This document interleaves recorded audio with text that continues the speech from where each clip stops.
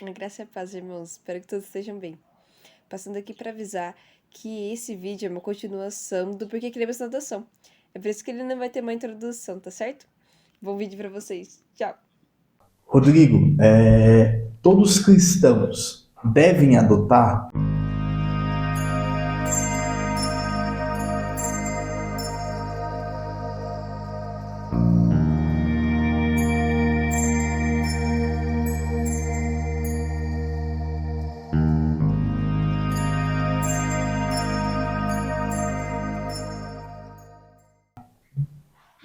Eu, eu acredito que não, tá? Eu não entendo que adotar é para todos, tá? Na verdade, como eu te disse, você fazer o que você quer da sua vida, né? Parece uma palavra ríspida, mas é você entender que você é um indivíduo, que você não pode fazer as coisas só porque os outros fazem, né? Você pode e deve fazer aquilo que Deus tem para você. Você deve fazer a vontade de Deus. Eu não acredito que a vontade de Deus é que todos os cristãos adotem uma criança, tá? Eu acredito que a vontade de Deus é que todos cristãos cuidem dos órfãos. E dentre esses, alguns irão adotar, né? Mas outros irão cuidar de outra forma. Porque existem outros caminhos para você cuidar e ajudar dos órfãos, né? Quais são, Raquel? Além de adotar, né, existe o apadrinhamento, que é um projeto, porém o apadrinhamento ele não é regulamentado em todas as cidades. Então, tem cidades que não existe o projeto de apadrinhamento. Nós apadrinhamos Mauá não tinha, não sei hoje como está, mas isso é uma coisa que cada um pode procurar o fórum, né, para saber mais informações, porque é regulamentada por cidade. Cada cidade tem um, né? Então, por exemplo, nós Isso. sabemos que Ribeirão Pires não... Ribeirão Pires existe sim um projeto de tá. apadrinhamento. Só que ele é um projeto junto aos abrigos, né? Então depende de como está a situação. Como houve a pandemia, então tem alguns projetos desses deram uma pausa, né? Mas em algumas cidades funciona. É um projeto todo regulamentado, apadrinhamento não é adoção, né? Então quem apadrinha pode adotar? Não. Né? E existe tanto o apadrinhamento afetivo, né, que é onde você pode levar uma criança para passear, ter aquele contato mesmo com a criança, e existe o apadrinhamento financeiro também. Você pode pagar um curso para um adolescente, né, que está lá no abrigo. Existe também esse apadrinhamento.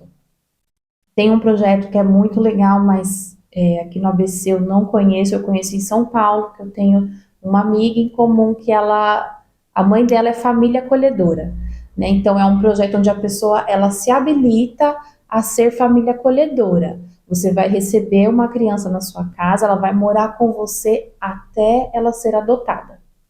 Há um tempo atrás, se eu não me engano, esse projeto era só para crianças maiores, né? Porque eles sabem que aquela é a casa deles temporária, eles não são os filhos daquela família, né?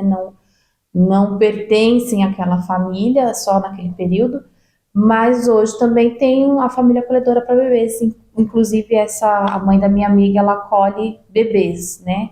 Então ela já acolheu acho que 4 ou 5 bebês. Quando eu falei com vocês sobre cada um entender, né, eu falo para Raquel, eu não conseguiria fazer o que a amiga dela faz. Porque assim, ela acolheu 4 bebês já, né? Sim.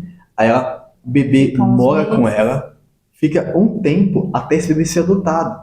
Então, assim, ela passou quanto tempo com uma criança mesmo que a gente... Acho que 8 meses. Ela passou 8 meses com uma criança. Se não me engano. A criança vive 6 com anos. você. A gente foi chamado, a gente participou de festa de aniversário que ela fez chá pra de criança, chá de bebê, e depois a criança vai embora. Eu falo pra Raquel, eu não conseguiria fazer isso. Eu não tenho essa estrutura emocional para morar com a criança por um ano e meio, e depois a criança ser adotada, né? Mas a amiga dela, e não só a amiga dela, mas a família, Sim. tem. E esse é um dos caminhos para você, né, dessa família acolhedora.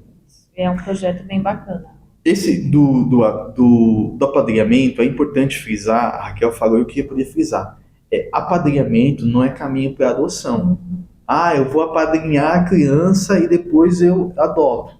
Isso não pode, tá? Isso é contra a lei, isso é errado, né?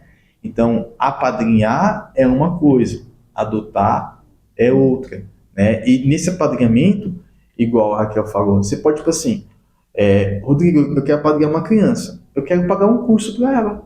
Você vai pagar um curso, né? Você não precisa ficar vendo ela, passear com ela, não. Você decidiu que você vai pagar um curso.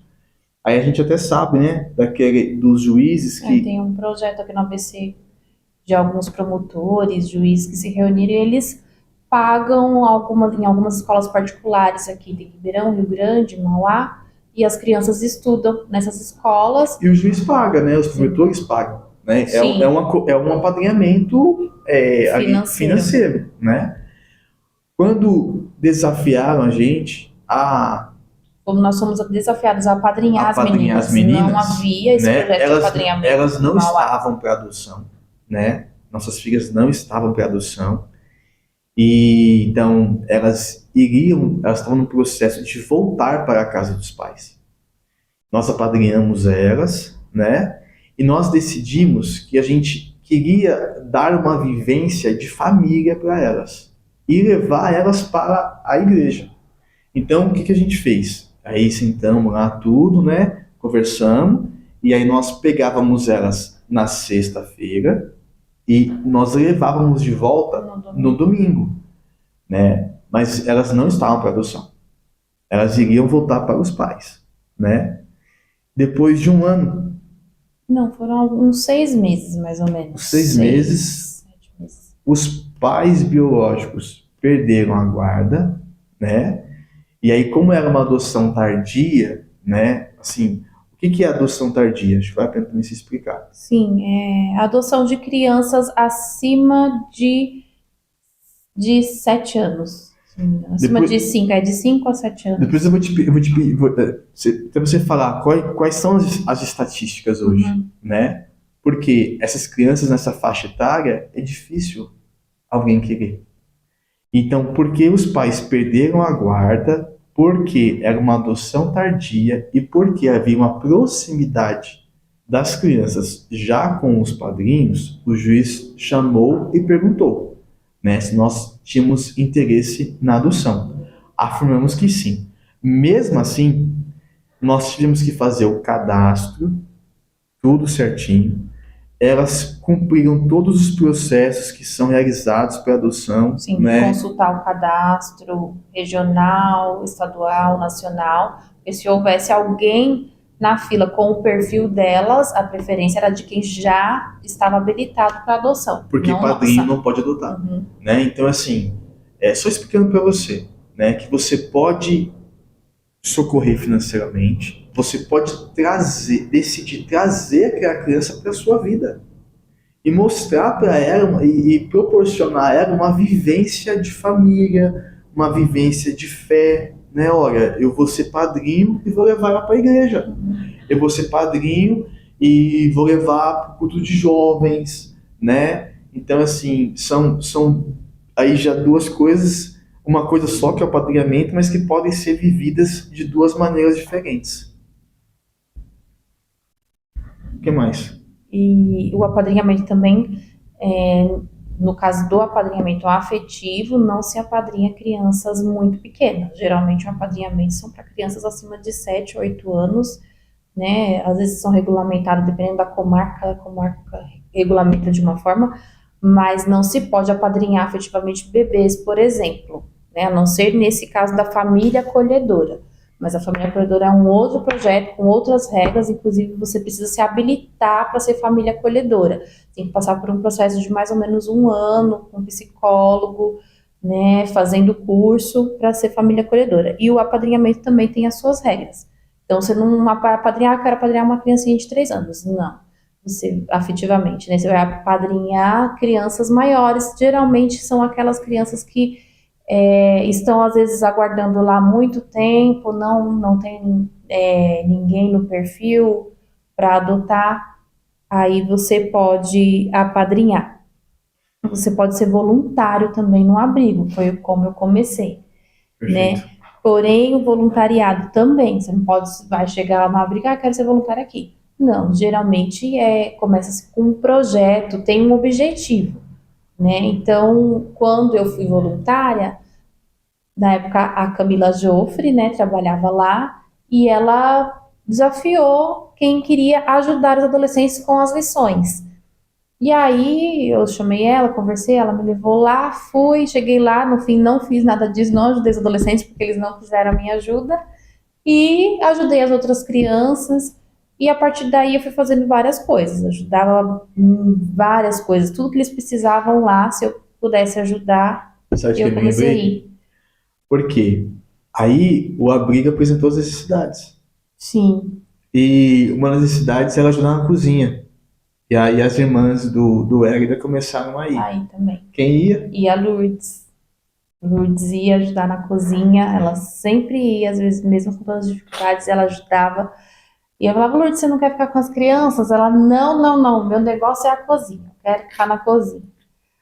E a Lourdes foi uma benção, a irmã Eliana também ajudou bastante com os bebês, né? Já tinha lá um contato, a enfermeira, então ela ajudou muito. E a minha mãe também, né, ajudou bastante lá com os bebês, então foram momentos muito legais que a gente viveu e de oportunidades, porque no abrigo também, como é que fala? A gente não pode pregar do evangelho lá dentro. Por quê? Há um respeito com as crianças. Então, são várias famílias, né? E cada família tem uma religião. Então, você não pode estar abordando eles porque eles estão sob os cuidados do governo, né? Muitos ainda não decidiram, não foi decidido ainda se realmente vai ser destituído do poder familiar ou se vai voltar para sua família. Então, há esse respeito com eles. Você não chega lá falando assim abertamente. Só que quando você se dispõe, Deus vai abrindo as portas, né? E eu achei algo foi muito legal que a gente passou lá. Tinha dois adolescentes que na época estavam dando um pouco de trabalho, fazendo algumas coisas que não eram muito legais. E a coordenadora chegou e chamou a gente, falou assim: olha, eu sei que vocês frequentam a igreja, trabalham com jovens, estão envolvidos. Será que vocês não podem levar esses dois adolescentes para alguma reunião dos jovens que estiver lá?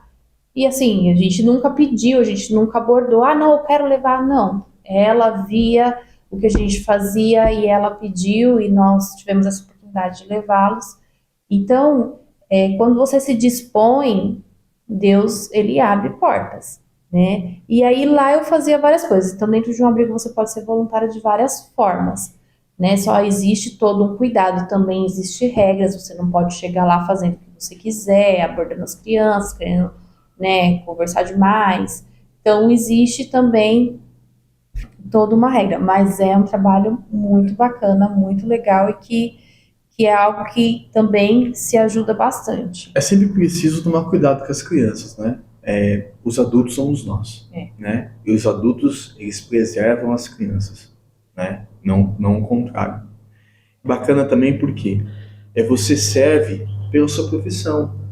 Então, que nem a Raquel, era bióloga e, sei lá, né? Podia dar aula, né? Algumas Aula de aulas reforço. ciências. O Clemildo, né, ia lá e ajudava a consertar o portão, a consertar a máquina de lavar, né?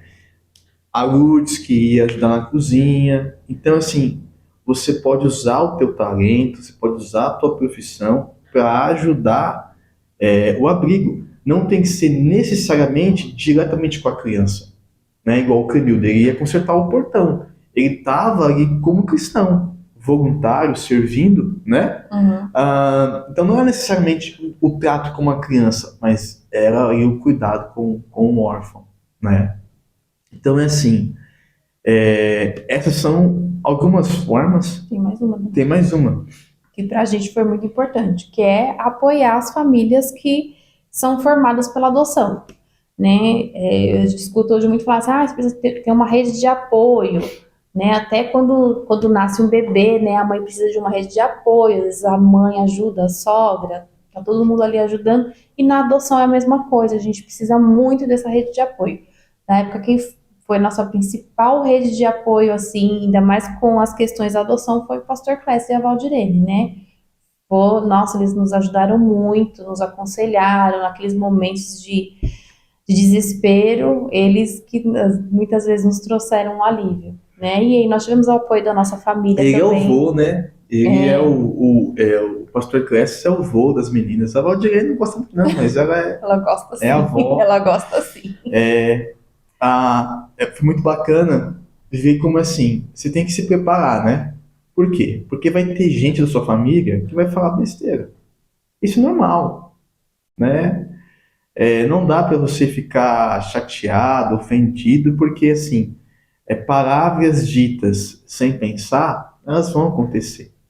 Mas também tem o outro lado. Pessoas que não vão questionar, que não vão, mas que vão amar, que vão apoiar. Então, assim, a minha sogra, minha mãe, né? Nossa, foram pessoas que apoiaram. Uhum. Eu falo sempre da Raquel, do meu avô, como que meu avô nunca questionou, sabe? Ai, minha avó, mas filho, meu neto, você vai.